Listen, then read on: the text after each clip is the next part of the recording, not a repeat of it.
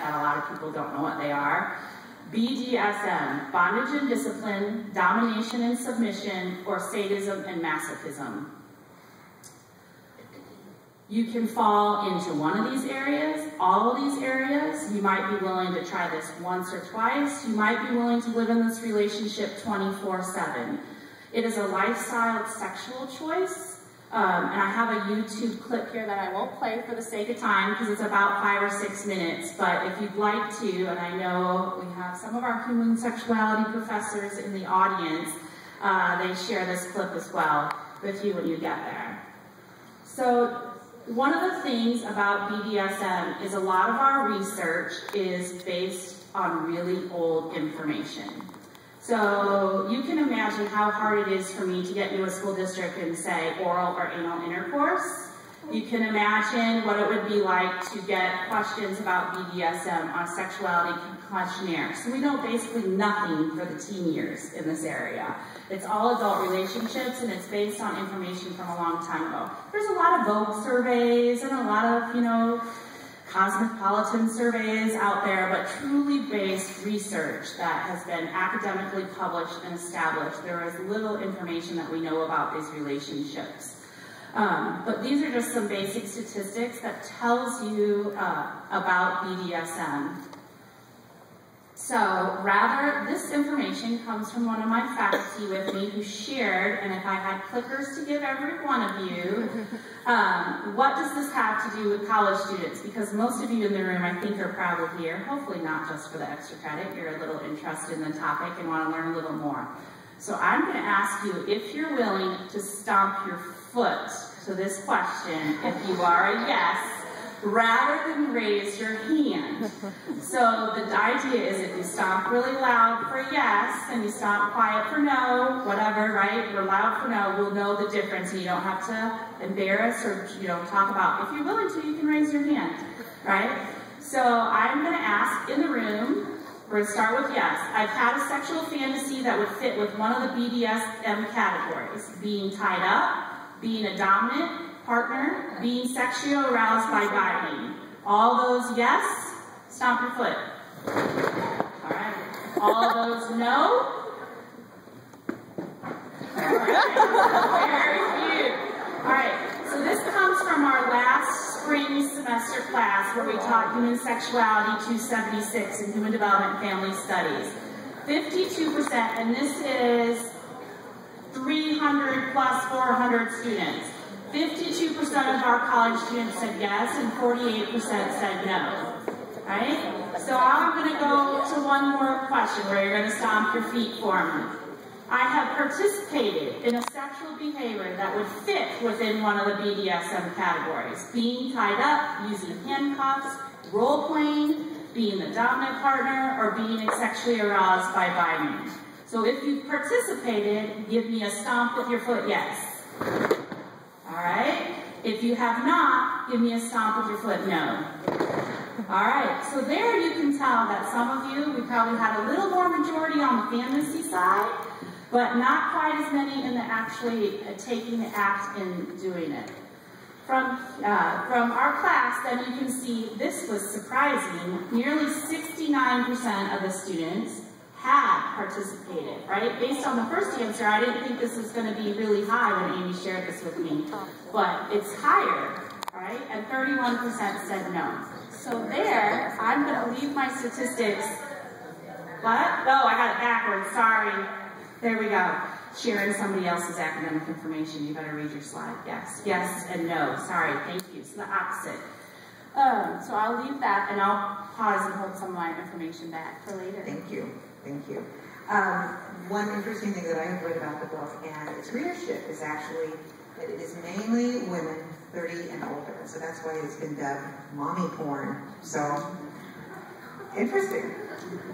So our next speaker will talk about the literary merits. And you can also just refresh the group's memory, or refresh the group on what you do and your name. I'm Demeter Brothers, and I am in the English department. I'm assistant professor of British literature. And interestingly enough, my field is not human sexuality, but the history of literature and science. So it's a long story how I was drafted. lecture. I'm not much of an extemporaneous speaker, so I prepared a written, but feel free to stop me anytime if you need to. At various points in time in various places in the U.S., the following books have been banned: Ulysses by James Joyce, Beloved by Toni Morrison, Lady Chatterley's Lover by D.H. Lawrence, and Lolita by Vladimir Nabokov.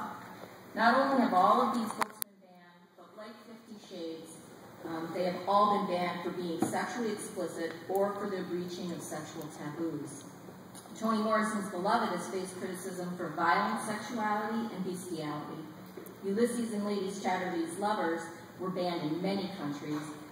Lolita, a psychological exploration of pedophilia, has been banned across whole continents. In that respect, being banned for sexual content, 50 Shades of Grey is in some very fine company indeed.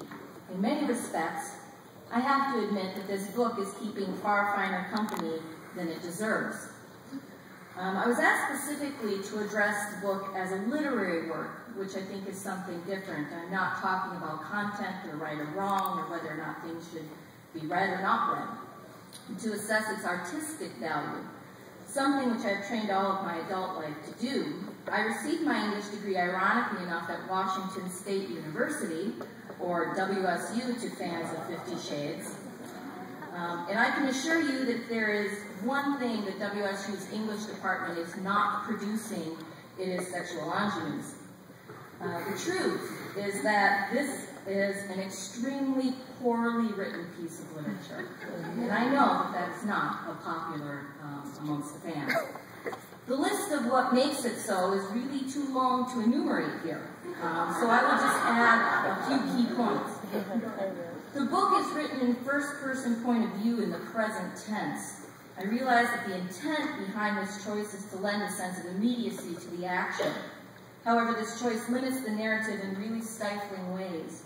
The psychological development and complexity inherent in the situation, a man proposing a submissive sexual relationship involving humiliation and pain, is undeveloped and at times completely lost, because such a point of view excludes retrospective analysis, a projection into future times, or possible consequences. Furthermore, this particular emphasis on the current moment seems to prevent the author from developing much of a sense of surroundings and physical setting and details. The description in the novel is largely missing, and when there at all, it's mundane at best.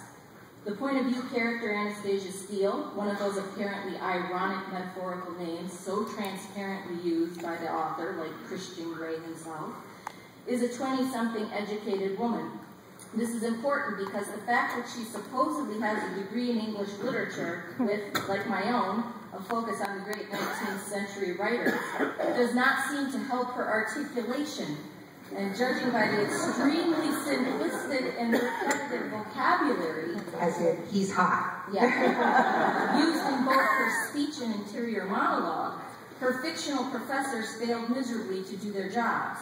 Her interior monologue is almost exclusively restricted to the phrases, he's so hot, crap, double crap, triple crap, holy crap, shit, holy shit, hell, holy hell, fuck, holy fuck. These phrases are repeated ad infinitum, ad nauseum. In short, the choices of narrative point of view, tense, and vocabulary create a character who spans the emotional gamut from A all the way to B. She has all the depth and complexity of a wading pool and all the appeal of a week-old egg salad sandwich. Okay, I have to interject. Clever renaming of the main character, Anastasia Steele, Anesthesia Stale. So, yeah, so surely I'm sure you think now, these are the ramblings of the crusty, fun-crushing schoolmarm. Because what's really exciting in this book is the sex after all, right? Right? The sex scenes in this book are surely what has resulted in the book being banned. They are numerous and banal in the extreme. When our little literary heroine in all her newly deflowered, glorious introduction to sex is searching for an adequate metaphor to describe the intensity of her physical awakening, the best she can produce is 2 orgasms, coming apart like the spin cycle on a watch.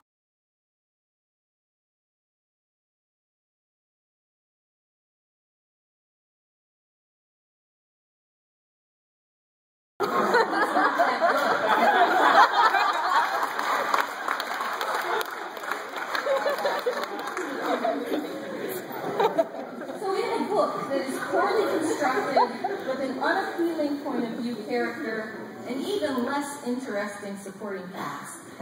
One cannot begin to discuss the horrendous mixed metaphors, absolute twisting of grammar and syntax, distressingly boring pages of email exchanges, and entire tropes and cliches of love and romance that are barely propping up a narrative dying under the weight of its author's many bad choices. So, I have to say, it is no work of art. I have seen better and sexier writing and descriptive power in Star Magazine's Beachbody issue, which revolves around circling a cellulite on celebrity asses.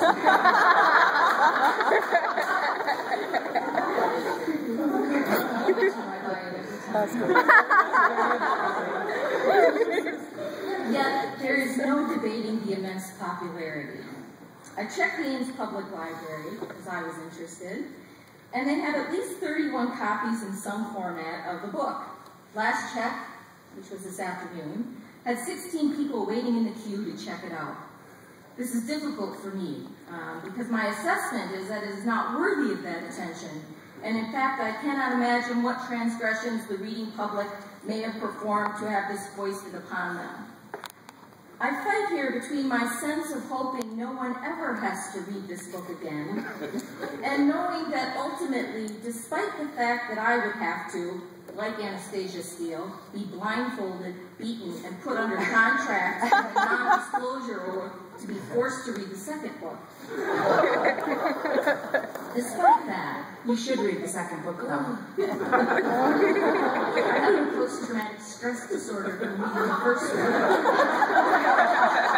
Despite that, the book should remain on the shelves. For in this I hold with John Milton, where in Areopagitica he discusses the destruction of knowledge in general and books in particular, giving rise to the sentiment that knowing evil and being able to discern what is good from what is bad is necessary to the education of all people. He says, "He that can apprehend and consider vice with all her baits and seeming pleasures, and yet abstain, and yet distinguish, and yet prefer that which is truly better, he is the true wayfaring Christian. I cannot praise a fugitive in cloistered virtue, unexercised and unbreathed, that never sallies out to see her adversary." So, I hope if you have read this, you have helped yourself in the cause of discernment, and are much better now. My most fervent hope is that you find one of the truly masterfully written, complex, moving works of art that have been banned, and read it, and the American Library Association keeps a list. Better yet, go forth and find quality literature that deserves to be read and isn't, and create a run on libraries demanding they order 30 copies. Let them be lined up in a queue to read some such author. If you find that you, in your reading of 50 Shades of Grey or any of the 50 Shades trilogy, have developed a taste for middle-aged British women authors with initials instead of first names that write on daring topics, may I personally suggest A.S. Byatt. Her Little Black Book of Stories explores the troubled depths of the human psyche, and I see that Ames Public Library has one lonely copy. And that's really all I have. Thank you.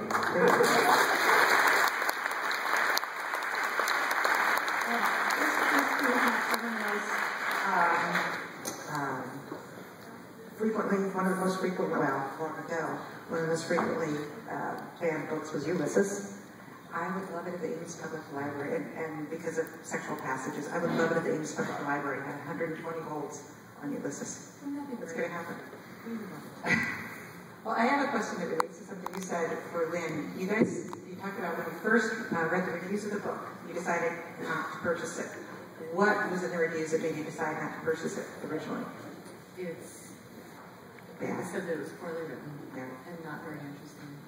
And how much does that come into play with, because there's tons of romance novels and badly written books on the shelves.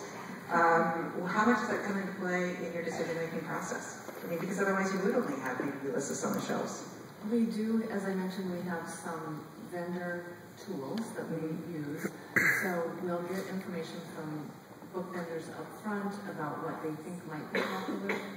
This wasn't identified as one of those things. Yeah. When it first was out. And it was originally like e-published. It was kind of a It was sneak hit. e-published. Yes. Right.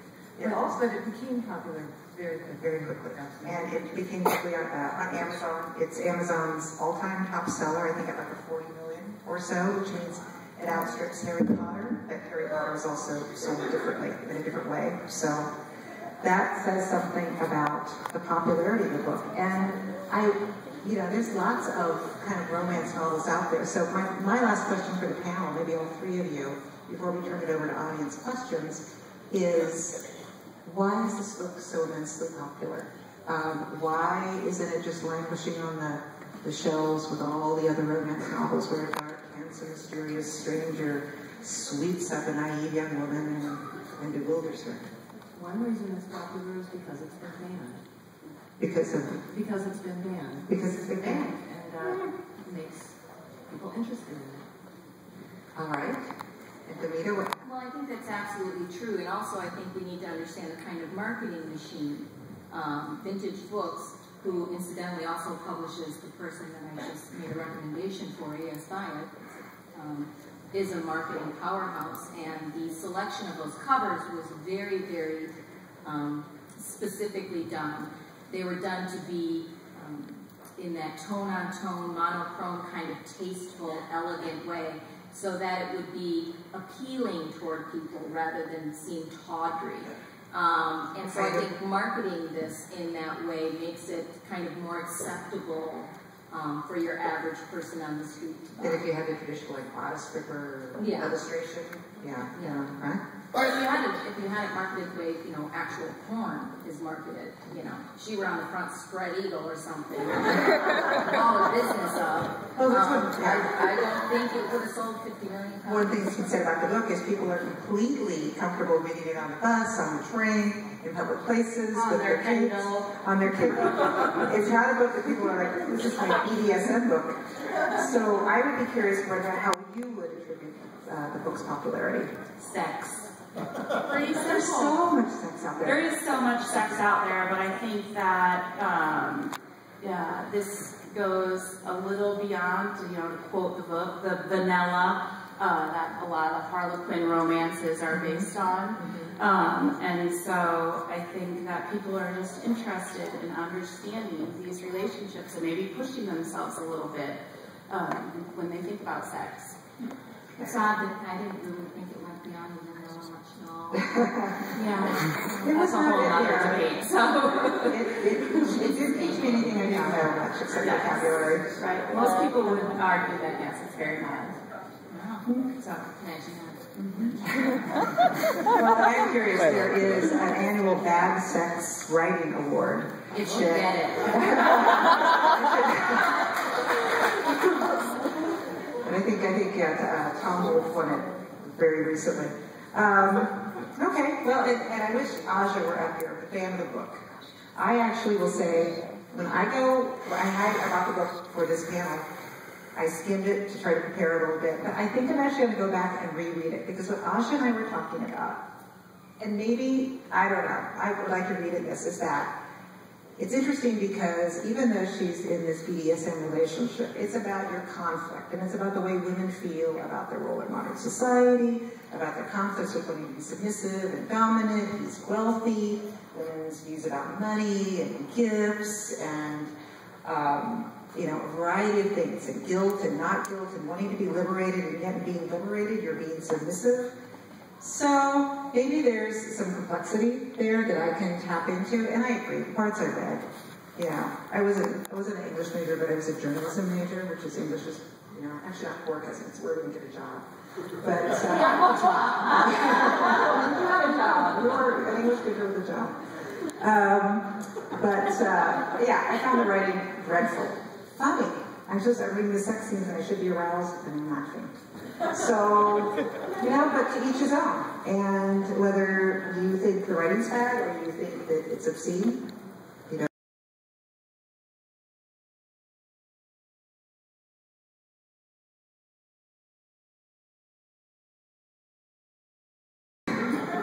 anybody who reads it as a serious reader is not going to be offended by the sex. They're going to be offended by the horrible writing. And if you're looking for porn, you're going to be offended by the fact that you're reading porn from that sounds like it was written by a 14-year-old girl who the entire length of the novel describes her genitalia as down there. And so it's going to be inherently unsatisfying from that point of view as well. So I find that really kind of interesting. Well, we've allowed some time for questions. There is a mic in the room. So if you speak loudly enough, I'm happy to repeat your question if I can actually hear it. I would love to hear one or two people who think that the book should be banned. I would find that very interesting in this audience. So maybe another show of hands. Does anyone think it should be banned or should be limited access? Or maybe I should ask you to stomp your feet if you're embarrassed. No one in the room thinks it should be banned. Does anyone think any books should be banned? And then we could break it down. How about this? How many people think that books should be banned from public libraries to men? How about in school? How about in a high school library? Should books be banned? How about in middle school libraries? Oh, you've got stomping feet. Okay, so we have some middle school libraries. How about elementary school libraries? All right. So we have a little hyper-scientific survey going on. All right. Yes. We do use our judgment in the library in terms of where we put the book. Where you put the book? Yes. You don't put it on. You don't put it with the jigsaw puzzles. So there's jigsaw puzzles. We don't classify 50 Shades of Grey in our easy to read section.